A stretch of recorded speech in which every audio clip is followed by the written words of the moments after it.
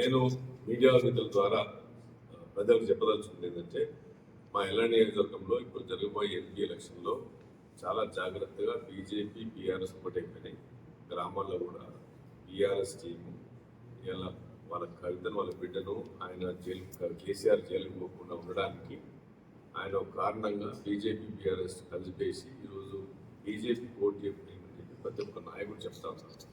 నేను చెప్పేది ఏంటంటే జాగ్రత్త, మీరు బీఆర్ఎస్ టీం ఏదైతే చెప్తా ఉన్నారో వాళ్ళతో మీరు చేయకండి, మాట్లాడకండి. వాళ్ళతో మీరు మాట్లాడేది ఏదైతే ఉందో నేను మా కాంగ్రెస్ కార్యకర్తలు కూడా చెప్తా ఉన్నాను. ఇద్దరు కలిపి ఏటీఎం మీటింగ్ లాగా ఉంటారు.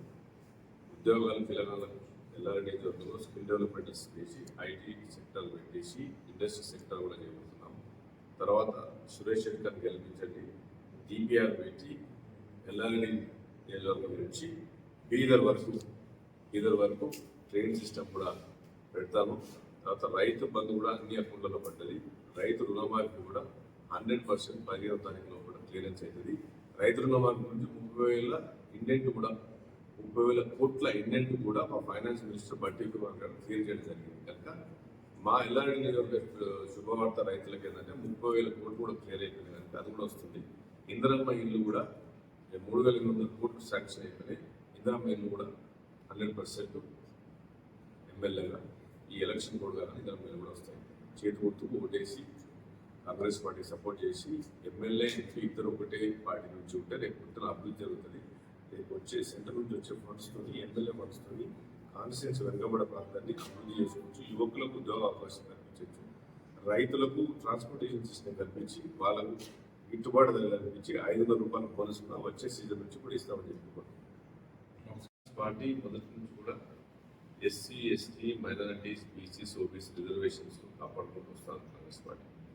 కాంగ్రెస్ పార్టీ మొదటి నుంచి కూడా ఇలా పిల్లలకు స్కాలర్షిప్ కానీ ఉద్యోగ అవకాశం కానీ వాళ్ళ భవిష్యత్ కానీ అది రిజర్వేషన్. ఎందుకంటే ఈ బ్యాక్వర్డ్ క్లాసెస్ ఫైనాన్షియల్గా ఓబీసీస్ ఎకనామికల్ బ్యాక్వర్డ్ అందరూ ప్రొడక్ట్ చేసుకుంటాం.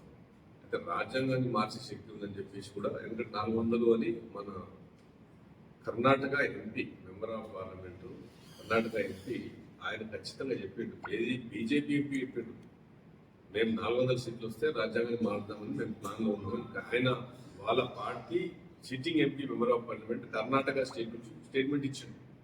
కనుక చాలా డేంజర్ విషయం ఉన్నది. అందుకొరకే మేము కోరుకునేది ఏంటంటే రాజ్యాంగాన్ని మారిస్తే ప్రజల జీవన హక్కును ప్రజల ప్రాథమిక హక్కును కోల్పోయే ప్రమాదంలో ఈరోజు ప్రజాస్వామ్యం పడ్డది. కనుక దయచేసి మేము కోరుకునేది ఏంటంటే ఈరోజు బీఆర్ఎస్ కూడా బీజేపీతో కలిసి వాళ్ళ సెల్ఫిష్ వరకు ఫోన్ ట్యాపింగ్ నుంచి కాపాడుకోవడానికి బిడ్డను జైలు తీసుకురావడానికి ఇలా వాళ్ళకున్న క్యాడర్ను మీరు బీజేపీకి వేయండి అని చెప్పి చెప్తున్నారు. కనుక మేము అడిగేది కాంగ్రెస్ పార్టీ ప్రొటెక్ట్ చేసుకుంటే ప్రజాస్వామ్యం కాపాడగలుగుతాం.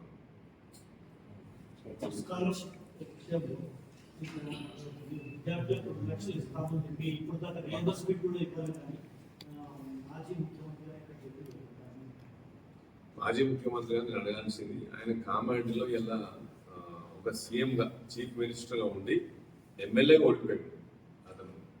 ఆయన కామారెడ్డి ప్రజలు రిజెక్ట్ చేస్తున్నారు.